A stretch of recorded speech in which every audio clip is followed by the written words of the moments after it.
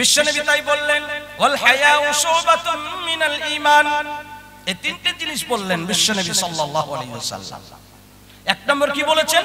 ফাআফদালুহা কাউলু লা ইলাহা ইল্লাল্লাহ, এক আল্লাহ ছাড়া কোনো মাবুদ নেই, আল্লাহকে মেনে নিতে হবে। আল্লাহ আমাদের মাবুদ, তিনি আমাদের রব, তিনি আমাদের প্রতিপালক, তিনি আমাদের খালিক, তিনি আমাদের সৃষ্টিকর্তা। তিনি আমাদেরকে যে কোনো মুহূর্তে আমরা সুস্থ আছি অসুস্থ করতে পারেন না, পারে না? বিশ্বাস করি আমরা? আমরা দেখছি না যে কোনো মুহূর্তে ভালো মানুষ সুস্থ থাকতে থাকতে অসুস্থ হয়ে যাচ্ছে। আল্লাহর শুকরিয়া আদায় করি আমরা। বহু মানুষ হসপিটালের বেডে বসে বেডে শুয়ে কাতরাচ্ছে। আল্লাহ পাক রব্বুল আলামিন আমাদেরকে সুস্থ রেখে এমন একটি মজলিসে আসার তৌফিক দান করেছেন, যেই মজলিসে আসলে বিশ্বনবী সাল্লাল্লাহু আলাইহি সাল্লাম বলেন জীবনের সাগীরা গুনাহগুলো সব আল্লাহ পাক রব্বুল আলামিন ক্ষমা করে দেন। এমন একটি মজলিসে আমাদেরকে আসার তৌফিক দান করেছেন। সেই মহান আল্লাহ পাক রব্বুল আলামিনকে আমাদেরকে রব বলে চিনতে হবে। আল্লাহর পরিচিতি অন্তরের মধ্যে আসতে হবে। আল্লাহকে চিনে ফেলতে হবে যে আল্লাহ পাক রব্বুল আলামিন তিনি কে, তিনি কেমন, তিনার পরিচিত আমাদেরকে আসতে হবে। আল্লাহ পাক রব্বুল আলামিন বিভিন্ন জায়গায় কোরআনের মধ্যে বলেছে আমার পরিচিতির জন্য কোরআন খোলো। কোরআনের মধ্যে দেখো আমার পরিচিতি কি, আমাকে কোরআন পড়লে তোমরা জেনে ফেলবে যে আমি কেমন। আল্লাহ পাক রব্বুল আলামিন বলেন আল্লাহুল্লাযী রাফা'আস সামাওয়াতি বিগাইরি আমাদিন তারাউনাহা। আল্লাহ পাক রব্বুল আলামিন বলেন আল্লাহ তিনি যিনি এই বিশাল আসমানকে কোনো খুঁটি খাম্বা নাই, বিনা খুঁটি খাম্বাই দাঁড় করে রেখেছেন। শুধুমাত্র কোন বলে এই খুঁটি খাম্বা ছাড়া আসমান দাঁড়িয়ে যা, আসমান দাঁড়িয়ে গেছে। যেই দিন আল্লাহ পাক রব্বুল আলামিন বলবেন সব ধ্বংস হয়ে যা, সেই দিন ধ্বংস হয়ে যাবে। আল্লাহ পাক কোরআনের মধ্যে বলেন ইন্নামা আমরুহু ইযা আরাদা শাইআন আইয়াকুলা লাহু কুন ফায়াকুন। আল্লাহ পাক রব্বুল আলামিন কোন জিনিস করার প্রয়োজন হলে শুধুমাত্র বলবে কুন ফায়াকুন, হয়ে যা, হয়ে যাবে, সময় লাগবে না। বলতে যতটা দেরি হতে ততটা দেরি হবে না। আল্লাহ পাক রব্বুল আলামিনের কথা সঙ্গে সঙ্গে সেই জিনিস হয়ে যাবে। সেই মহান আল্লাহ পাক রব্বুল আলামিন কোরআনের মধ্যে বলেন আমাকে তোমরা চিনে ফেলো। ইন্না ফি খালকিস সামাওয়াতি ওয়াল আরদি ওয়া ইখতিলাফিল লাইলি ওয়ান নাহারি লাআয়াতিল লিউলিল আলবাব। আল্লাহ পাক রব্বুল আলামিন বলেন এই যে আমি আসমান জমিন বানিয়েছি, রাত্রিকে দিন করে দিই, দিনকে আবার রাত্রি করে দিই। এক সময় রাত্রি থাকে, আবার এই রাত্রিকে হটিয়ে দিয়ে আমার আল্লাহ পাক রব্বুল আলামিন দিনে পরিণত করে দেন, আবার দিনটাকে রাত্রিতে পরিণত করে দেন। আল্লাহ পাক রব্বুল আলামিন বলেন এইগুলোর মধ্যে আমি রয়েছে, এইগুলো যদি তুমি খেয়াল করো তাহলে বুঝতে পারবা তুমি আমি আল্লাহ কিভাবে রাত্রিকে দিন করে দিই। এবং শুধু তাই নয়, আল্লাহ পাক অন্যত্রে বলেছেন তুলিজুল লাইলা ফিন নাহারি ওয়া তুলিজুন নাহারা ফিল লাইল ওয়া তুখরিজুল হাইয়া মিনাল মাইয়িতি ওয়া তুখরিজুল মাইয়িতা মিনাল হাইয়্যি ওয়া তারযুকু মান তাশাউ বিগাইরি হিসাব। আল্লাহ পাক রব্বুল আলামিন বলেন আমি কখনো রাত্রিকে ছোট করে দিই, দিনকে বড় করে দিই, আবার দিনকে আমি কখনো রাত্রির মধ্যে ঢুকিয়ে দিই, রাত্রিকে বড় করে দিই, দিনকে ছোট করে দিই। এগুলো আল্লাহ পাক রব্বুল আলামিন ছাড়া পৃথিবীর কেউ করতে পারবে নাকি? কখনো দিন ছোট, কখনো রাত্রি বড়, কখনো রাত্রি ছোট দিন বড় হয়ে যায়। আল্লাহ পাক রব্বুল আলামিন এই সুবিশাল আসমান জমিন তারকা সূর্য নক্ষত্র যা কিছু আছে এগুলো সমস্ত জিনিসগুলো দেখে কিভাবে এই নিজাম সুন্দর চলছে, আল্লাহ পাক রব্বুল আলামিনের সুন্দর নিজাম, এই সমস্ত সুন্দর নিজামগুলোকে দেখে বলা যেতে পারে যে আল্লাহ পাক রব্বুল আলামিন, ভাবা যেতে পারে, কল্পনা করা যেতে পারে যে আল্লাহ পাক রব্বুল আলামিন কতই কতই না কুদরতের মালিক হতে পারে, তিনি কতই না সুন্দর হতে পারে। সারা পৃথিবীটাকে এত সুন্দরভাবে সাজিয়েছেন, আসমান দিয়ে, জমিন দিয়ে, সূর্য দিয়ে, নক্ষত্র দিয়ে, যেখানে যা দরকার সেখানে তাই দিয়ে আল্লাহ পাক রব্বুল আলামিন কি সুন্দরভাবে দুনিয়াটাকে সাজিয়েছে। এইগুলো খেয়াল করলে আমি আল্লাহকে পেয়ে যাব। আল্লাহ এটাই চাই যে আমাকে চিনে ফেলো, আমার পরিচিতি তোমার মধ্যে চলে আসুক, আমি কে তুমি জেনে নাও, আমার কুদরত কতটা তুমি জেনে নাও, আমি কেমন হতে পারি তুমি সেটা জেনে নাও, অন্তরের মধ্যে বসিয়ে নাও। তবে ইবাদত করতে স্বাদ পাবে। আল্লাহর মহব্বত যত অন্তরের মধ্যে আসবে তত আপনি ইবাদত করতে স্বাদ পাবেন। এই সমস্ত সৃষ্টি জগৎ দেখে আল্লাহকে চিনে ফেলতে হবে যে আল্লাহ পাক রব্বুল আলামিন কেমন হতে পারে। তাই কবি বলেন, তোমার সৃষ্টি যদি হয় এত সুন্দর, না জানি খোদা তুমি কত সুন্দর, কত সুন্দর। যেই পাখি উড়ে যায় সুদূরে, যেই নদী বয়ে যায় দ্বীপান্তরে, যেই পাখি উড়ে যায় সুদূরে, যেই নদী বয়ে যায় দ্বীপান্তরে, সেই পাখি সেই নদী যদি হয় এত সুন্দর, না জানি খোদা তুমি কত সুন্দর, কত সুন্দর। যেই মানব মানুষেরই বেদনায় কেঁদেছিলেন আজীবন মদিনায়, যেই মানব মানুষেরই বেদনায় কেঁদেছিলেন আজীবন মদিনায়, সেই মানব সেই মানুষ যদি হয় এত সুন্দর, না জানি খোদা তুমি কত সুন্দর, কত সুন্দর। নারে তাকবীর, নারে তাকবীর। সে আল্লাহ পাক রব্বুল আলামিনের পরিচিতি আপনার মধ্যে হওয়ার দরকার যে আল্লাহ পাক রব্বুল আলামিন কেমন, আল্লাহ পাক রব্বুল আলামিন কেমন, আল্লাহর কুদরত কেমন। আল্লাহ পাক নিচে এসে নেমে দেখাবেন না, আল্লাহর সৃষ্টি জগৎ দেখে আপনি বুঝতে পারবেন। সে আল্লাহ পাক রব্বুল আলামিনকে চিনে ফেলতে হবে। তাই আল্লাহ পাক রব্বুল আলামিন বলেন, আমাকে তোমরা চিনে ফেলো। আমানু আবিনু বিল্লাহ, হে ঈমানদারেরা শুধুমাত্র আমার উপর ঈমান এনে আমার কুদরতটা দেখে, আমার কতটা ইলম, আমার কতটা কারিগরি, আমি কিভাবে সৃষ্টিকর্তা, তোমরা দেখে আমাকে চিনে ফেলতে পারবা যে আমি আল্লাহ কেমন হতে পারি, এটা তোমরা পরিকল্পনা করতে পারবা। সে আল্লাহ পাক রব্বুল আলামিনের উপরে ঈমান আনা প্রত্যেকটা মানুষের জন্য অপরিহার্য।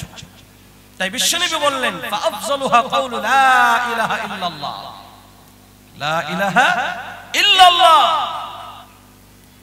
আর ঈমান আনার পরে বিশ্বনবী সাল্লাল্লাহু আলাইহি ওয়াসাল্লাম প্রত্যেকটা মানুষকে বলেছেন ঈমান, তারপরে পরে আরেকটা জিনিস লাগে, সেটার নাম কি?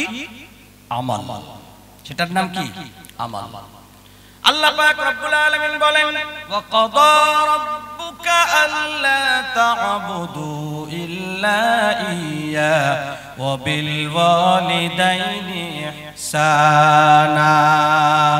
আল্লাহ পাক রব্বুল আলামিন বলেন, ঈমানের পরে আমি হুকুম দিয়েছি তোমাদেরকে, ওয়া কাদা রাব্বুকা, তোমার রব তোমাকে হুকুম দেয়।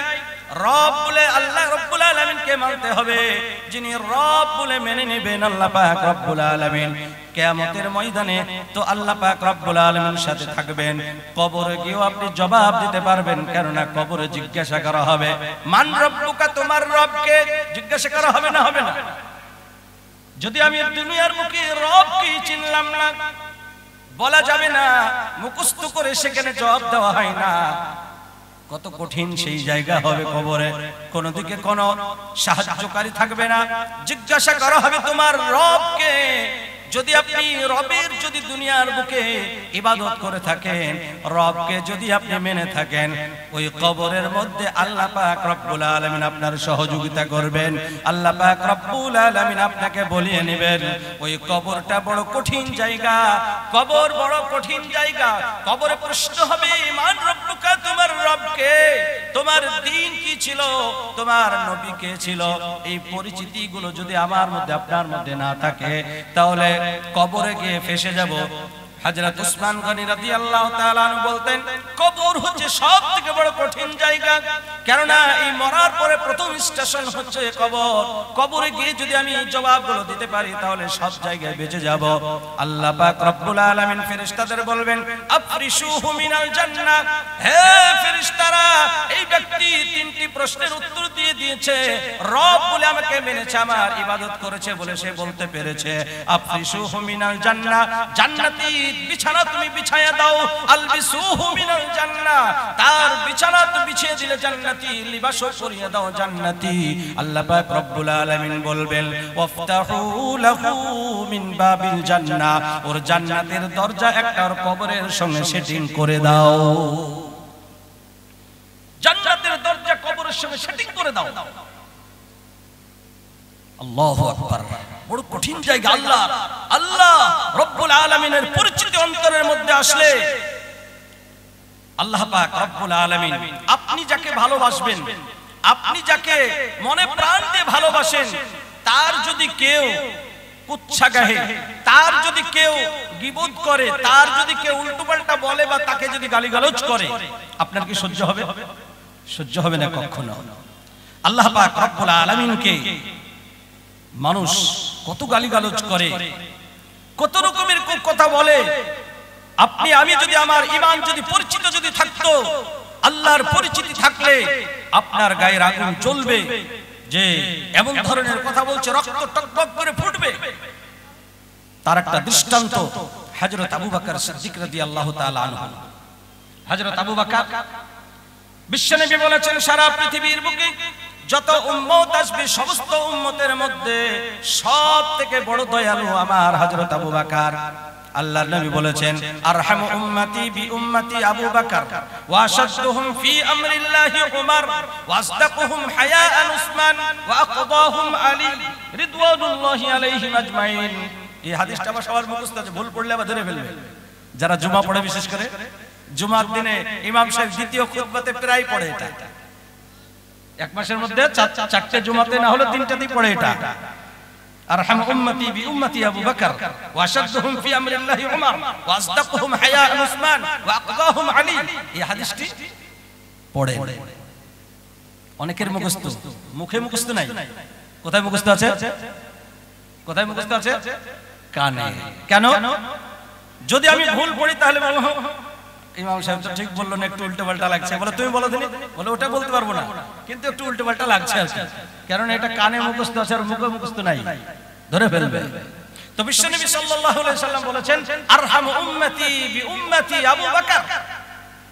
আবু বকর আমার উম্মতের মধ্যে সবথেকে দয়ালু। হযরত আবু বকর তিনি একদিন চলছেন রাস্তা দিয়ে, একটি জায়গায় দেখলেন ইহুদিদের পাঠশালা। হযরত আবু বকর রাদিয়াল্লাহু তাআলা আনহু ইহুদিদের পাঠশালায় ঢুকলেন। ঢোকার পরে দেখছেন কোন একজন ইহুদি অনেক মানুষকে নিয়ে কথাবার্তা বলছে, নসিহত করছে। এমত অবস্থায় হযরত আবু বকর সেখানে পৌঁছেছে, কিছু কথা শুনলেন। শোনার পরে হযরত আবু বকর তাকে বললেন, ও ইহুদি ভাই, তোমাকে আমি একটি দাওয়াত দেব, দাওয়াত দেওয়ার জন্য এসেছি। বলে, কি দাওয়াত দিবে? হযরত আবু বকর বললেন, আল্লাহ পাক রব্বুল আলামিন এক মেনে নাও, কওলু লা ইলাহা ইল্লাল্লাহ, লা ইলাহা ইল্লাল্লাহ মুহাম্মাদুর রাসূলুল্লাহ, আল্লাহ এক, অদ্বিতীয়, মুহাম্মদ আল্লাহর প্রেরিত রাসূল। এটা তোমাকে দাওয়াত দেওয়ার জন্য এসেছি, তুমি মেনে নাও। ইহুদি কেমন করে সে মানবে? সে তো একজন ইহুদিদের আলিম। বলল, না, এই কথা আমি মানবো না। এই কথা যখন বললেন হযরত আবু বকর চলে আসছেন, আবার আবু বকরকে ডাকলেন, ও আবু বকর শোনো শোনো, আমার কাছে এসো। হযরত আবু বকর রাদিয়াল্লাহু তাআলা আনহু যখন সেখানে পৌঁছালেন, হযরত আবু বকর পৌঁছেছে, বলে তুমি কোন আল্লাহর কথা বলো, কোন আল্লাহর কথা বলো? যে আল্লাহ ফকির, যে আল্লাহ দুস্থ, যে আল্লাহ গরীব অসহায়, সেই আল্লাহর কথা বলছো? নাউজুবিল্লাহ, নাউজুবিল্লাহ বলবেন না? আল্লাহ কি গরীব? আল্লাহ কি ফকির? আল্লাহ কি দুস্থ? ইহুদি যখন এই কথা বললো, বলে কেন এই কথা বলছো কেন? তো তোমার আল্লাহ তো বলছে কোরআনের মধ্যে, মান যাল্লাযী ইয়াকরিদুল্লাহ করদান হাসানা, কে আমাকে ধার দিবা বলো, আমাকে কে ঋণ দিবা বলো? তাহলে যে ঋণ নিবে সে গরীব নয়? হযরত আবু বকর আরহাম উম্মতি বি উম্মতি আবু বকর, আমার উম্মতের মধ্যে সবথেকে বড় দয়ালু হযরত আবু বকর আল্লাহর ব্যাপারে যখন এই ধরনের কথা বলেছেন যে আল্লাহ গরীব, আল্লাহ দুস্থ, হযরত আবু বকর আর আরহাম থাকতে পারেন নাই, তিনি তখন আসাদ হয়ে গেছে, বাঘ হয়ে গেছে। চড়াম করে দু চার থাপ্পড় মেরে দিয়েছে ওর গালে, এমন ভাবে থাপ্পড় মেরে দিয়েছে ও ভাবতেও পারেনি যে আবু বকর এরকম করে মারা যাবে।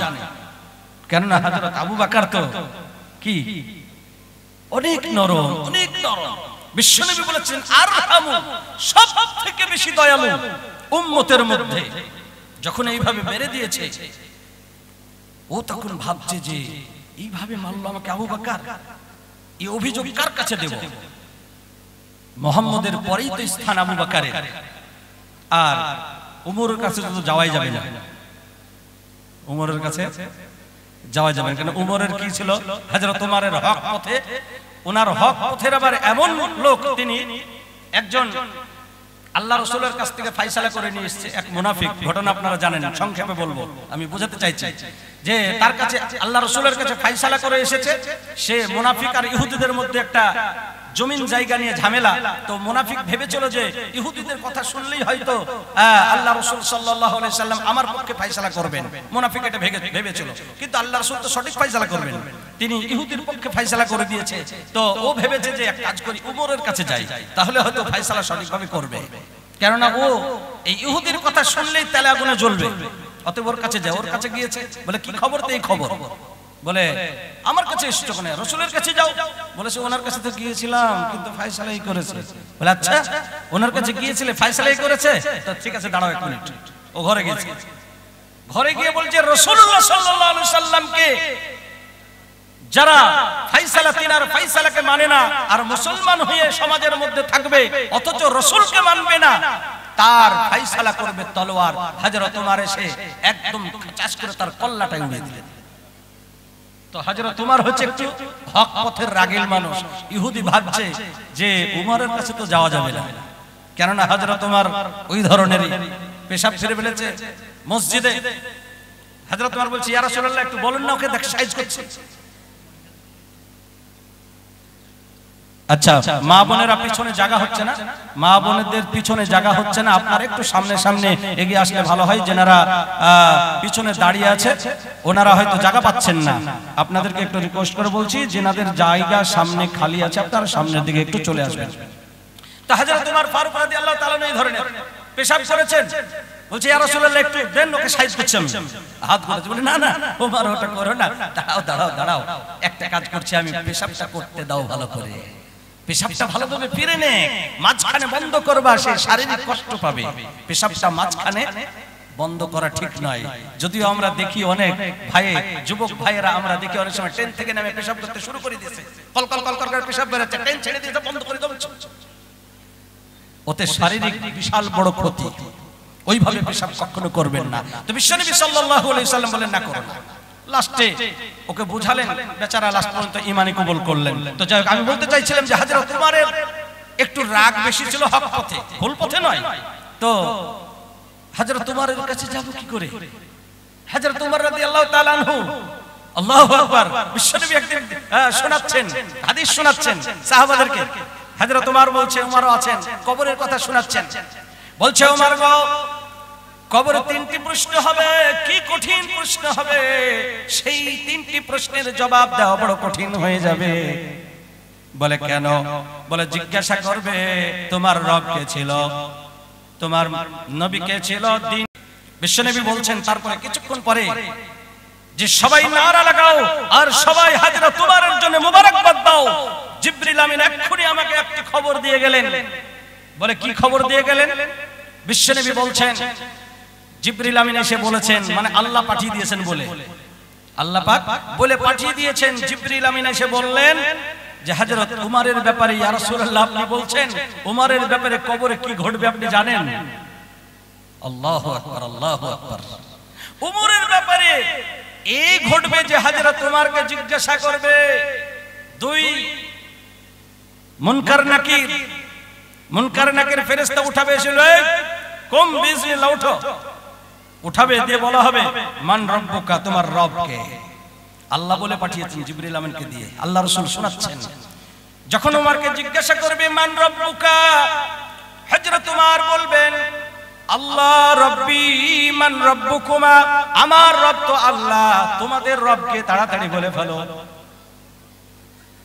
কে বলবে? হযরত উমর। কেউ জিজ্ঞাসা করবে না মুনকার নাকিরকে। আল্লাহ বলছেন যে উমর যখন কবরে যাবে তখন ও জিজ্ঞাসা করবে ওই মুনকার নাকিরকে যে আল্লাহ রব্বি, আল্লাহ তো আমার রব, তোমাদের রবকে? আল্লাহু রব্বি মার রব্বুকুমা, তোমাদের রবকে? যখন জিজ্ঞাসা করবে মা দীনুকা, তোমাদের দিন কি? হযরত উমর বলবেন আল ইসলামু দীনি মা দীনুকুমা, আমার ইসলাম তো দিন, তোমাদের দুজনের দিন কি? তাড়াতাড়ি বলে ফেলো। যখন জিজ্ঞাসা করবে মান নবী, তোমার নবী কে ছিল? হযরত উমর বলবেন মুহাম্মাদুন নবী, মুহাম্মদ তো আমার নবী। মান নবিয়ুকুমা, তোমাদের দুজনের নবী কে ছিল? তাড়াতাড়ি বলে ফেলো তোমরা। তো ফেরেশতারা অবাক হবে। আল্লাহ রাসূল শোনাচ্ছেন হাদিস, এটা পুরো হাদিসের কথা বলছি। আল্লাহ রাসূল শোনাচ্ছেন ফেরেশতারা অবাক হয়ে বলবে ওয়াজাবা মা নাদরি নাহনু উরসিলনা ইলাইকা আম আনতা উরসিলতা ইলাইনা। এই শব্দটা বলবেন ফেরেশতারা, বলবেন আশ্চর্যজনক কথা, বুঝতে পারছেন আমরা তো সন্দেহে পড়ে গেলাম যে আল্লাহ তোমাকে আমাদের কাছে পাঠিয়েছে না আমাদেরকে তোমার কাছে পাঠিয়েছে? আল্লাহ আমাদেরকে দুজনকে তোমার কাছে জিজ্ঞাসা করতে পাঠিয়েছে না আল্লাহ আমাদের দুজনের কাছে তোমাকে পাঠিয়েছে? ও ওমর, আমরা তো বুঝতে পারছি না কি ব্যাপার। এই ধরনের হচ্ছে ওমর, হযরত ওমর রাদিয়াল্লাহু তাআলা আনহু। ইহুদি ভাবছে যে ওমরের কাছে যাওয়া যাবে না, কার কাছে যেতে হবে তাহলে? আবু বকর চড় মেরেছে, হযরত আবু বকর চড় লাগিয়েছে, কার কাছে যাবে? বিশ্ব নবীর কাছে গিয়েছেন, আল্লাহ রাসূলের কাছে গিয়ে বলছেন ও মুহাম্মদ আবুল কাসিম, দেখো তোমার আবু বকর মেরে আমার গালটা কি করে দিয়েছে দেখো। মনে আছে তো ঘটনা? বুঝতে পারছেন তো? হ্যাঁ, হযরত আবু বকর মেরেছে সেই ইহুদি গিয়ে বলছে ইয়া রাসূলুল্লাহ দেখুন আমার গালটা কি করেছে আপনার সাহাবী আবু বকর মেরে। হযরত বিশ্বনবী সাল্লাল্লাহু আলাইহি ওয়াসাল্লাম বলছে না কে মেরেছে? আবু বকর। বলে তুমি ভুল বলছো, আবু বকর নয়, ওটা উমরের কাজ, এই কাজটা উমর করতে পারে, আবু বকর নয়। ও বলছে না ও আবুল কাসিম মুহাম্মদ, আমি জানি, আমি আবু বকরকে চিনি, আবু বকরই করেছে। বলে না না না তুমি ভুল বলছো, তুমি নাম সকলের জানো না হয়তো, এই কাজ আবু বকর করতে পারে না, এই কাজ ঠিক উমর করেছে। কে করেছে? ওমর করেছে। এই কথা বলতে বলতেই হযরত আবু বকর চলে এসেছে। হযরত আবু বকর চলে আসছেন, বলছেন এই দেখেন এই দেখেন এই সাহাবী, এর নাম আবু বকর না? বলে হ্যাঁ, ইনি তোমাকে মেরেছে? বলে হ্যাঁ ইনি মেরেছে। হযরত আবু বকর আস্তে আস্তে হাঁটি হাঁটি পা করে এসেছে বিশ্ব নবীর কাছে। হযরত আবু বকরকে বলছে আবু বকর তুমি এই কাজটা করেছো? হযরত আবু বকর বলেন ইয়া রাসূলুল্লাহ ইয়া হাবিবাল্লাহ, আমি তো এই কাজটা করেছি বটে, কিন্তু ও কোন কাজটা করেছে আগে জিজ্ঞেস করেন। আমি তো এই কাজটা করেছি অবশ্যই, কিন্তু ও কোন কাজটা করেছে আগে জিজ্ঞাসা করেন, কেন আমি এই কাজ করেছি? হযরত বিশ্বনবী সাল্লাল্লাহু আলাইহি ওয়াসাল্লাম আশ্চর্য হচ্ছেন, দিয়ে বলছেন আবু বকর তুমি মেরেছো? কি বলছেন? তুমি মেরেছো? এই করে তুমি মারতে পারো এরকম? হযরত আবু বকর বলছেন ইয়া রাসূলুল্লাহ আমি তো এই কাজ করেছি অবশ্যই, কিন্তু ও কোন কাজ করেছে জিজ্ঞাসা করেন। বলে কেন, কি কাজ করেছে? হযরত আবু বকর তখন বলতে শুরু করেছেন ইয়া রাসূলুল্লাহ ইয়া হাবিবাল্লাহ, আমি গিয়েছি ইহুদিদের পাঠশালায় গিয়েছি, আমি তাকে এক আল্লাহর দাওয়াত দিয়েছি, আল্লাহ এক, আল্লাহ ছাড়া কোনো মাবুদ নাই, সেই মাবুদের আমি দাওয়াত দিয়েছি। ওগো ইয়া রাসূলুল্লাহ, সেই রাসূলুল্লাহ সাল্লাল্লাহু আলাইহি সাল্লামকে বলছেন আমি আল্লাহর দাওয়াত দিয়েছি। আর সে বলেছে, ও আবু বকর তুমি কোন আল্লাহর দাওয়াত দাও? সেই আল্লাহর দাওয়াত দাও যে আল্লাহ নাকি ফকির, আল্লাহ নাকি গরিব, আল্লাহ দুস্থ, সেই আল্লাহর তুমি আমার কাছে দাওয়াত দিয়েছো। এই ধরনের অবান্তর কথাগুলো বলেছে। ওগো আল্লাহর রাসূল, আমি আর আরহাম থাকতে পারি নাই, আমি দয়ালু থাকতে পারি নাই, আমি আসাদ হয়ে গিয়েছিলাম সেই সময়, আমার দিক বিদিক কোনো জ্ঞান ছিল না, আমি মেরে দিয়েছি তাকে। ইহুদি বলছে, মনে মনে করছে আল্লাহ, আবু বকর তো মুহাম্মদের মাধ্যম দিয়ে আল্লাহর পরিচয় পেয়েছে, মুহাম্মদের মাধ্যম দিয়ে আল্লাহর পরিচয় পেয়েছে, তাই আবু বকরের সামনে এই কথা বলার কারণে আমাকে চড় খেতে হয়েছে। আর এই কথা যদি মুহাম্মদ জেনে ফেলে যে আমি আল্লাহকে গালি দিয়েছি বা আল্লাহকে ফকির বলেছি বা আল্লাহকে দুষ্ট বলেছি, অসহায় বলেছি, তাহলে যেই আল্লাহ ডাইরেক্ট তার পরিচয় আল্লাহর নবীকে দিয়েছেন, সেই বিশ্ব নবীকে, তাহলে সে তো আমার কল্লাটাই উড়িয়ে দিবে।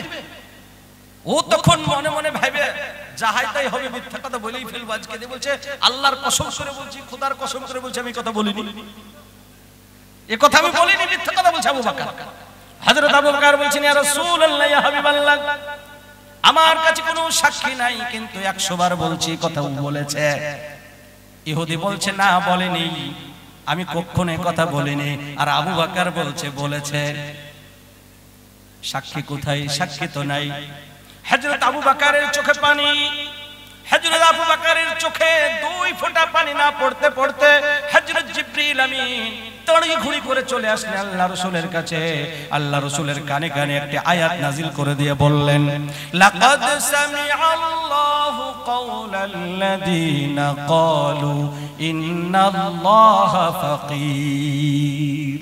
আল্লাহ পাক রব্বুল আলামিন আয়াত নাজিল করে দিয়ে বললেন, ওগো রাসূলুল্লাহ সাল্লাল্লাহু আলাইহি সাল্লাম, এই ইহুদি তিনি যে আল্লাহ ফকির বলেছে, শুধু আবু বকর শুনে নাই, আরশের মালিক, সারা 7 তবক আসমান জমিনের মালিক, আমি আল্লাহ ওই ইহুদির মুখ থেকে কথাটা শুনেছি,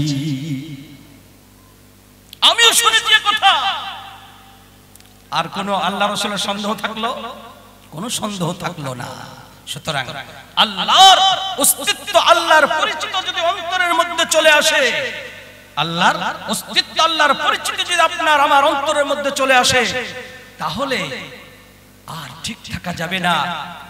তাই আমরা সবাইকে জানিয়ে দিতে চাই, যখন ধর্ম নিয়ে তোমরা খেলাধুলা করবা, আল্লাহ নিয়ে, রাসূলকে নিয়ে কটূক্তি করবা, এটা জেনে রাখা উচিত তাদের, আমরা কিন্তু হযরত আবু বকরের থেকে বেশি শান্ত নই, আমরা হযরত আবু বকরের থেকে বেশি নরম নই, আমরা হযরত আবু বকরের থেকে অত বেশি ভদ্র নয়। আমরা কিন্তু এক মুহূর্ত ছাড়বো না। ইসলাম নিয়ে যখন কটূক্তি করবা, যখন মুহাম্মদ রাসূলুল্লাহকে নিয়ে কটূক্তি করবা, আল্লাহকে নিয়ে কটূক্তি করবা, আমরা এক মুহূর্ত তোমাদেরকে ছাড়বো না, যতক্ষণ পর্যন্ত আমরা এই জাতি যে আমরা জানের পরোয়া করি না, আমরা নিজের প্রাণের পরোয়া করি না, আমরা জান মাল সব কিছু দিয়ে আমরা ইসলামকে প্রতিষ্ঠিত করতে চাই না, সকলে একবার হাত তুলে আমরা বলি, আমরা জান মাল সমস্ত দিয়ে সব কিছু দিয়ে আমরা ইসলামকে প্রতিষ্ঠিত করতে চাই। আমরা চলে যাব, ইসলাম থেকে যাবে, আমরা চলে যাব, মসজিদ থাকবে, আমরা চলে যাব, মাদ্রাসা থাকবে, আমরা চলে যাব, দ্বীনি প্রতিষ্ঠানগুলো থাকবে, আমরা এটা পরোয়া করি না। এটা তাদের জানা রাখা উচিত। কোথায় হাত দিয়েছো তুমি?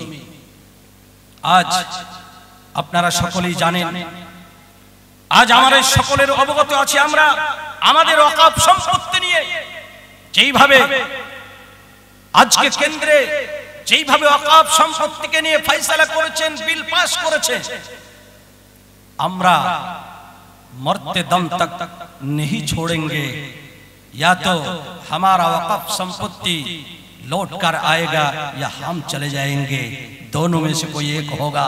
ऐसा नहीं हो सकता है कि हमारा वक़्फ़ संपत्ति सब चला जाएगा और हम चूड़ी पहन के बैठे रहेंगे, ऐसा नहीं हो सकते हैं। बुझेছেন কথা? বুঝেছেন কথা? আমাদের ওয়াকফ সম্পত্তি নিয়ে আমরা যখন কবরস্থানে যাব, আমাকে ভিডিওতে দিয়ে সই নিয়ে আসতে হবে, মসজিদে কোনো একতলা কোনো একটা কিছু গাঁথবো তো আমাকে ভিডিওতে গিয়ে সই নিয়ে আসতে হবে, পঞ্চায়েতে গিয়ে সই নিয়ে আসতে হবে, নাহলে একটা ইটও গাঁথতে পারবেন না।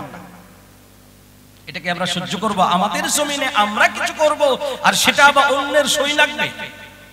আল্লাহর জমিন, সর্বোপরি আল্লাহকে বলি, ওগো আল্লাহ, আল্লাহকে আমরা একটু দুই হাত ধরে 1 মিনিটের মধ্যে বলি, আপনি সকলে হাত উঠাই আল্লাহর কাছে। ওগো আল্লাহ, সকলে হাত উঠাই। ওগো আল্লাহ, এই সকলে হাত উঠান, আল্লাহর কাছে বলি, ওগো আল্লাহ, তুমি যেমন কাবা শরীফকে বাঁচিয়েছো, পাখি দিয়ে, আবাবিল পাখি দিয়ে তুমি কাবা শরীফকে হিফাজত করেছো, তোমার জমিনকে, তোমার কাবাতুল্লাহকে, বাইতুল্লাহকে। ওগো আল্লাহ, আমাদের ওয়াকাফ সম্পত্তি যাতে আমাদের হাতছাড়া না হয়ে যায়, আল্লাহ তোমার কাছে আমরা এটা সঁপে দিলাম, তুমি জানে হিফাজত করবা, আমাদেরকে জানে আন্দোলনে নামতে না হয় তার পূর্বেই আল্লাহ তুমি তোমার জমিনকে হিফাজত করে দিও। সকলে বলে আল্লাহুম্মা আমিন। আল্লাহর কাছে আমরা সঁপে দেব।